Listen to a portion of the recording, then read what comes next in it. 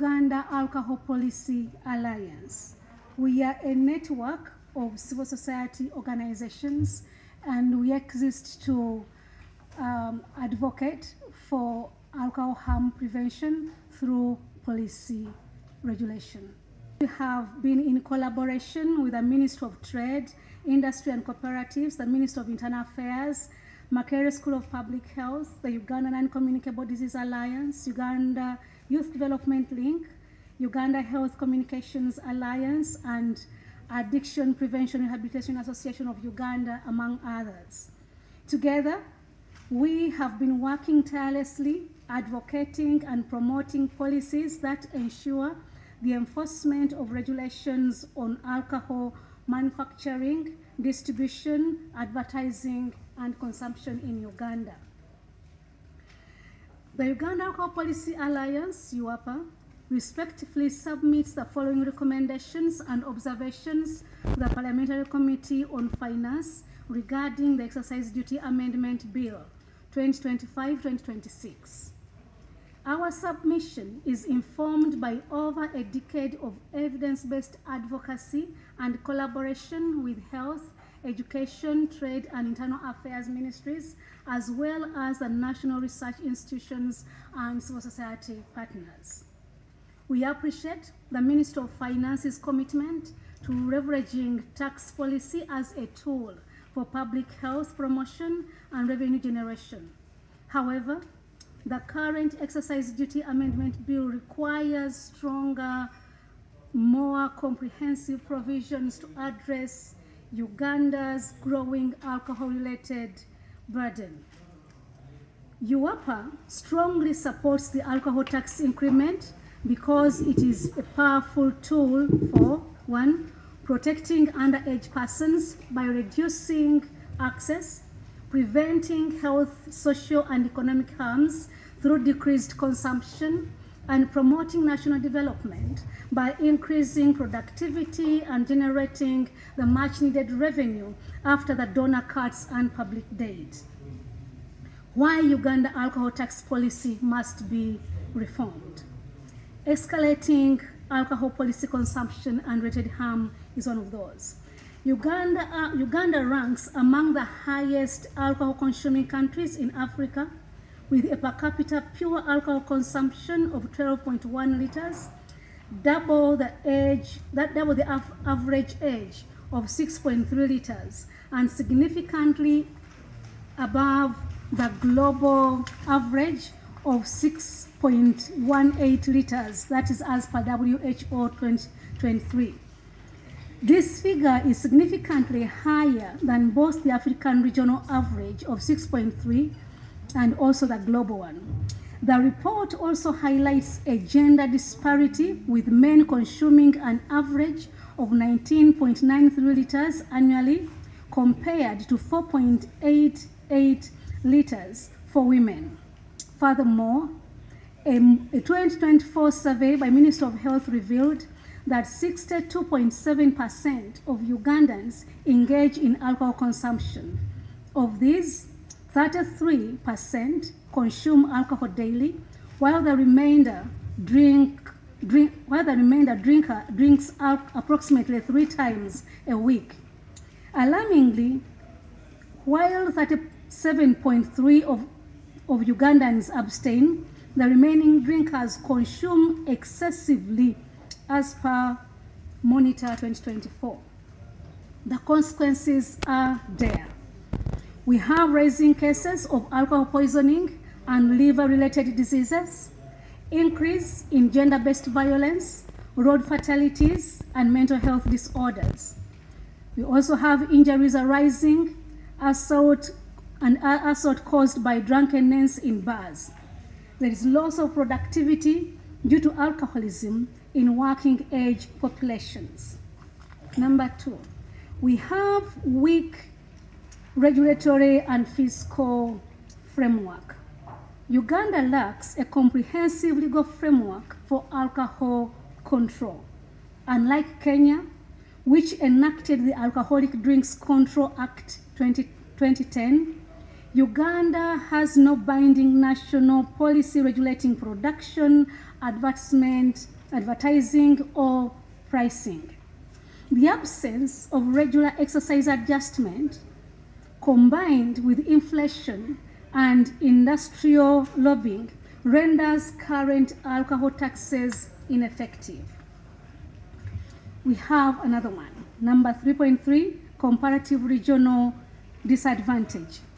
Uganda collects only 13.9% of its revenue from alcohol excise taxes, which is below Rwanda's of 16% and Kenya's over 20% as per UIDEL study 2022. Despite Uganda's high alcohol consumption, its excise rates are lower than the regional peers, and that is indicated in our table here. Uganda excise on beer is 30% or 900 shillings per liter, spirits 60 to 70%, and then 20%. We have Kenya 35% or 120 shillings per liter, and the other percentages. Rwanda has 60%. According to the Ministry of Finance of Alcohol Price and Taxation. We have core issues with the current Excise Duty Amendment Bill 2025. Number 1, OI, unchanged tax percentage rate on beer, that is 30%. Maintaining the 30% tax rate on beer ignores growing public health concerns, undermines the WHO recommended alcohol control strategy, and weakens efforts to curb binge drinking. Number 2, exclusion of high alcohol beverages. The amendment omits stronger beverages, that is rum, gin, whiskey, wine, which contain higher ethanol content, are increasingly accessible to the youth, widen price disparities due to the unbalanced taxation. Number 3, illicit and informal alcohol market. Unregulated local, that is informal brews, remain untaxed.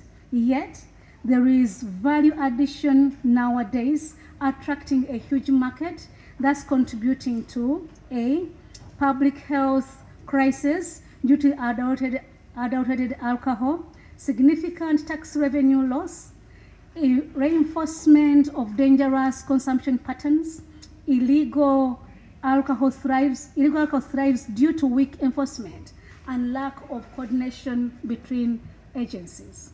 Number 4, alcohol's impact on food security. Alcohol production diverts vital crops, that is sorghum, cassava, sugarcane, from food chains.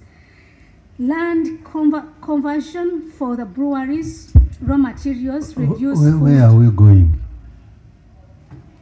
Because we are about to reach the recommendations.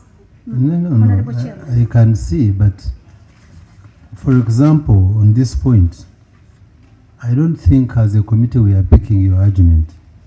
Let's talk to beer, because we're speaking about beer. The most affordable, our friends here, Uganda Breweries has Senator and Nile Breweries has Eagle. A bottle of each of those goes for as low as 2,000 shillings, a half-liter bottle. And then you go categorization to Club, to Castle Light, to the premiums. This particular tax touches on the affordable brands, which sit at the level as they actually, every time they grow, they are mining clientele from the illicit market. The illicit alcohol, as an example, is what has led, every time you hear of someone has drunk alcohol and passed away, every time you've heard that people have actually been celebrating and they're now blind, They are drinking alcohol that sometimes is as high as 80% alcoholic content. It is not standardized, it is not regulated, it is underground. And that is a huge problem. And so we're simply saying that if we do not discuss this wholesomely, and we've given examples of Tanzania, but if you look at the second appendix, it also shows that in the past when we've revised prices due to inflation, due to increase in cost of production, the drop in the particular consumption is being so huge. An argument is that even the tax that is on paper going to be realized will not, because if I increase by 38% and I get a drop, say, of 50%, the tax that I should have realized is actually not going to come through. That's our argument. And in conclusion, we believe that we're not actually arguing for no payment of tax. The Alcohol Industry Association, or the alcohol industry, is one of the big beer called Chibuku, which had actually reduced illicit. And the reason it had managed to do that is because there was no excise on it. And a properly packaged, standardized beer, opaque beer from Sogam, was being sold at about 1,000 shillings. And the Revenue Authority was collecting upwards of 30 billion shillings a year from that particular category. This is what happened. A proposal to increase excise by 30% was mooted and passed. As a result, when we who were brewing, who had invested a lot of money into this particular product, took it to the market, having factored in the increase in tax, the market rejected it. To date, the brew house, everything that had been imported to actually make that beer Chibuku is rotting away in ginger.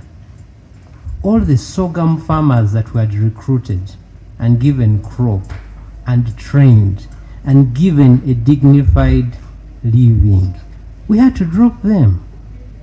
So I'm simply saying that we can work with other categories, but evidence has shown that when you work with a segment that is affordable, a high increase in tax is actually going to be detrimental to everyone. So our prayer to you is not to exempt us from tax. We don't want to do that. We're simply saying, please maintain what has been working and keep the dignity of everyone in the value chain that has actually been enjoying this success. Thank you. Chair, just the last one on what he said. You've said the company is still closed, because I remember we solved that issue in the previous financials, the tax that had been previously increased. So you're still not operational. No. It's not the company.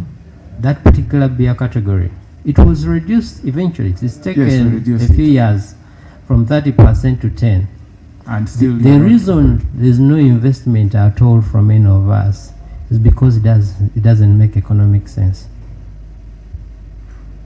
And so if we make the same mistake on the next category of affordable beer, not only are we stopping investment in this particular category, but also hurting the very people that we're supposed to protect who depend on agriculture. Every farmer in this country wants a reliable market. These particular farmers, 25,000 farmers and their families, have a reliable market. We buy everything they produce at the end of the season. And then up to about 150 billion Uganda shillings that goes into their pockets every season, to the point that last year when we bought crop barley that was more than what we needed, we malted it and exported it to Tanzania and Burundi. That is still our farmers earning an income from value addition and living a decent life. So ask again, consideration is just maintain the price. We're still paying a good enough contribution to the offers. We are proud to be able to do that. Would like to do more, but it needs to be a fair tax. Thank you. Now, But I think I find your presentation a bit lacking, and you need to go back and revise on it because it is misinforming this committee on certain things. For example, when you look at page 1, your statistics, many of them are page 2, sorry, second page. When you talk of how much Uganda collects from alcohol, URA, they gave us different figures. The entire alcohol industry, we are getting about 38.7% of revenue from the entire alcohol industry.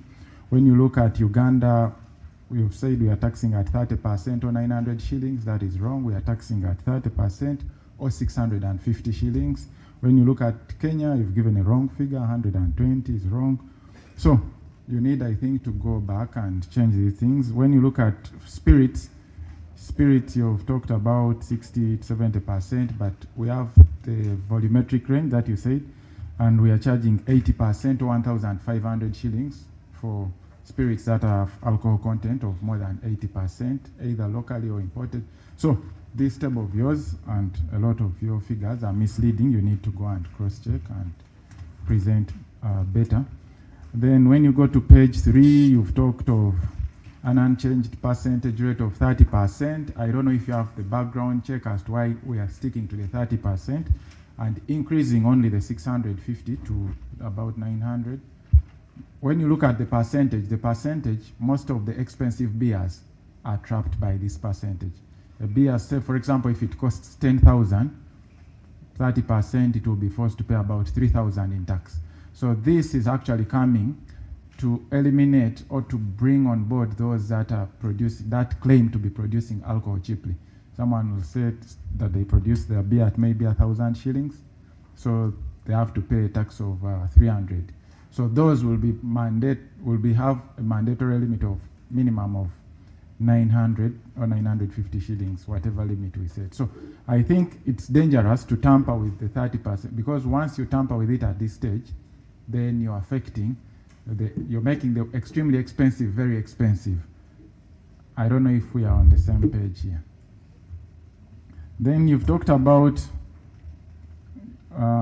still the why we are not touching the whiskies and what. I don't know if you've been following. Still, Parliament, we've been adjusting this, and even in the previous financial, these rates were adjusted. So I don't think it's wise at this stage to tamper with that as well. When you go to impact on food security, you've not clearly come out to show us how it's affecting food security, because one of the challenges we have is many of our farmers lack market actually for their products. And one of the arguments the team before us put across was they are trying to buy a lot of sorghum and all this from our farmers. Our farmers are earning, and many of them are making a livelihood because of this alcohol consumption. So I think that you need to elaborate more.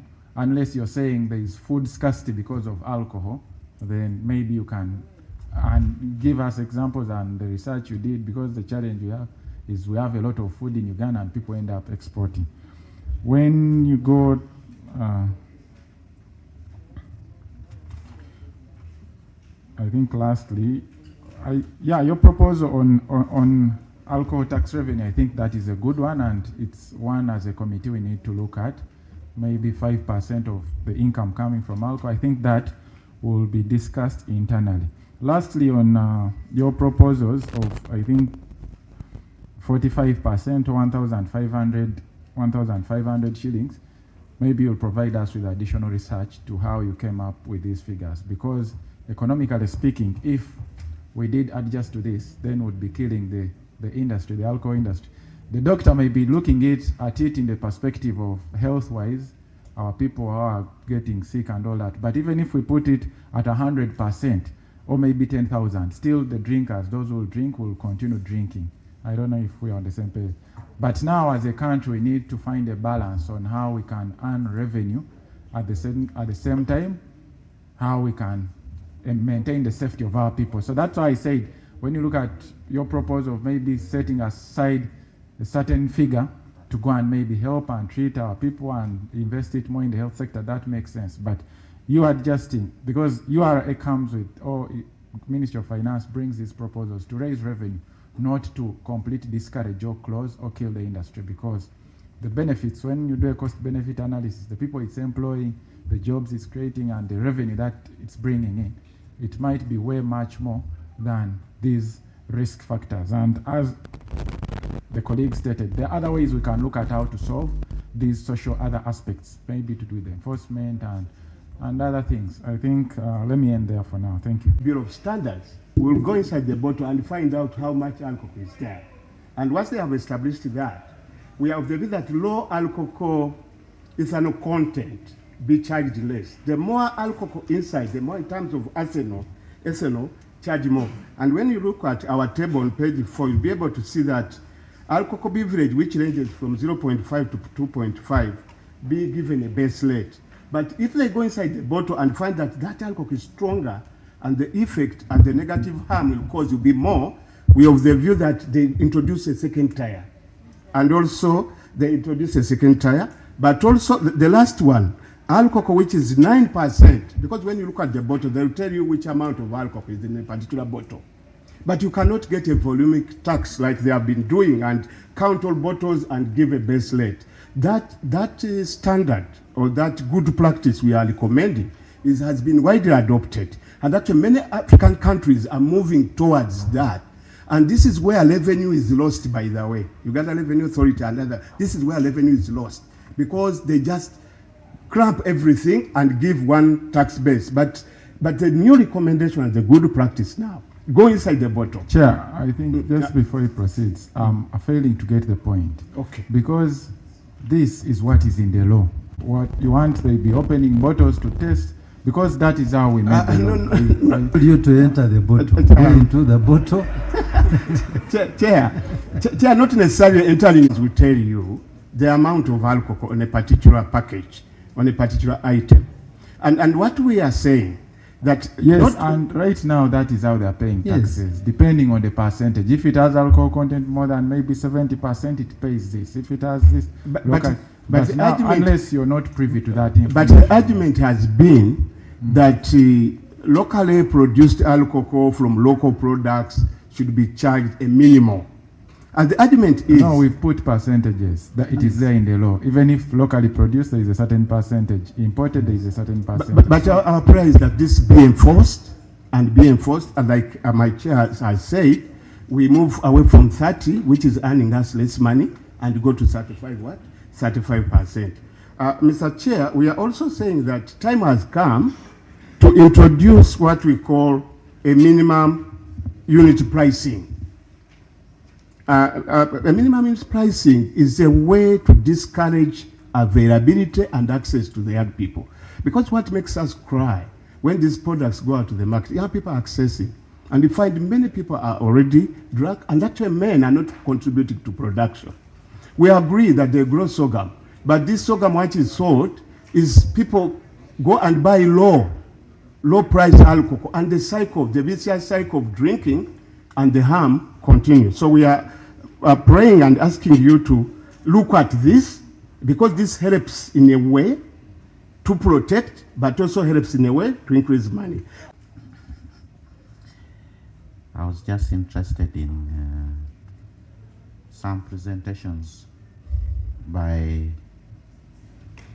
the Alliance, which may be distorting. I'm one of the persons who is promoting production of cassava a lot. And how I wish the industries could buy more of this cassava. My people would be better. There is no hunger which will be caused by them buying this cassava. So when you added cassava compared to sorghum or sugar cane, and you said it would cause hunger, I thought that was that statement, in as far as Doholo is concerned, does not arise. It's a wrong statement. The production of what people are producing is quite a lot now, and we're actually getting more innovative things which you use for alcohol locally is actually now going to support other industries like chicken, going to support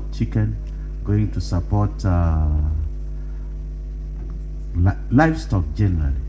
So I think you need to take care when you make such statements, and it leaves you to restrict yourself to policy-related issues, not tax to solve the behavior change. I want also to mention from my experience, I'm seeing there are two categories of people. There are those who are young and they are from well-off side. Those people, I'm seeing the young are actually not taking alcohol. They are getting disoriented because of drugs, not alcohol. It is the older people like me and Chair who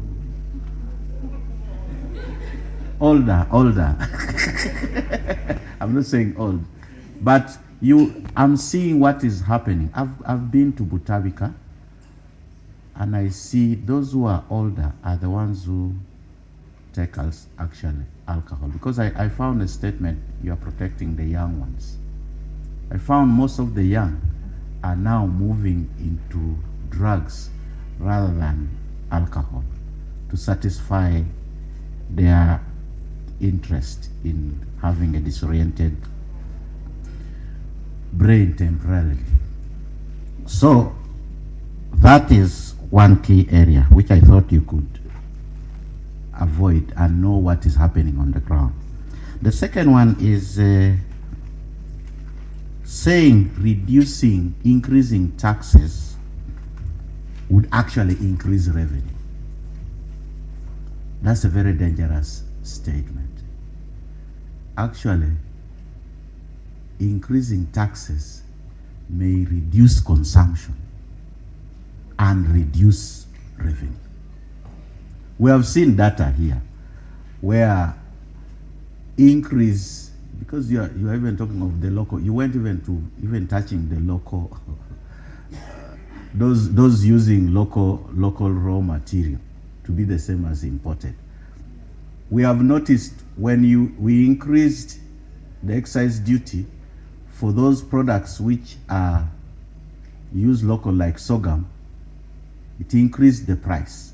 The consumption completely dropped. It dropped, and the revenue completely dropped. So it is very dangerous for you to assume that, if you don't know the practice, you assume that increasing the rates will help you achieve raising revenue. If you want to appreciate it properly, take it as a product. Take the taxing as a product.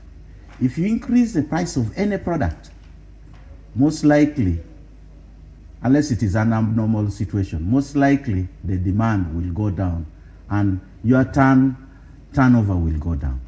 Any product which you put, it's just like revenue. If you put the cost of your revenue, what you want to get high, most likely you need to know what is the optimum level.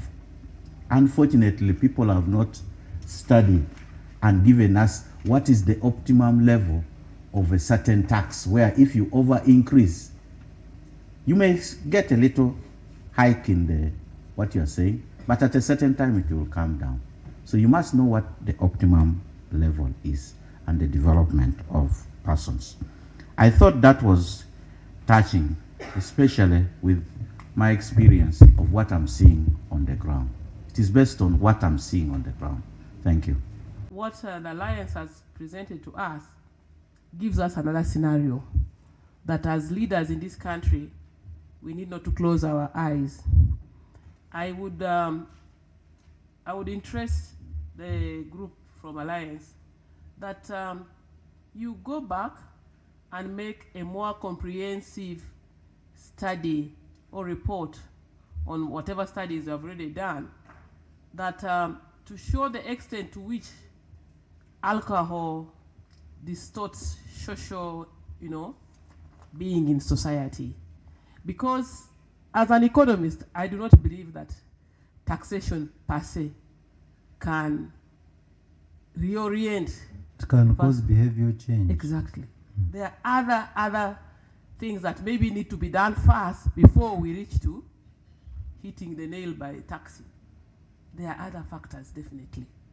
We even perhaps would want to know, this will interest the Committee of Health, Trade, and Finance, would want to know, why would somebody, even very poor, in your villages, maybe people don't go to villages. For us who live half of our life in the villages, somebody very poor, you even wonder where he earns, makes a daily earning, but drinks every day, and not the kind of alcohol these people produce.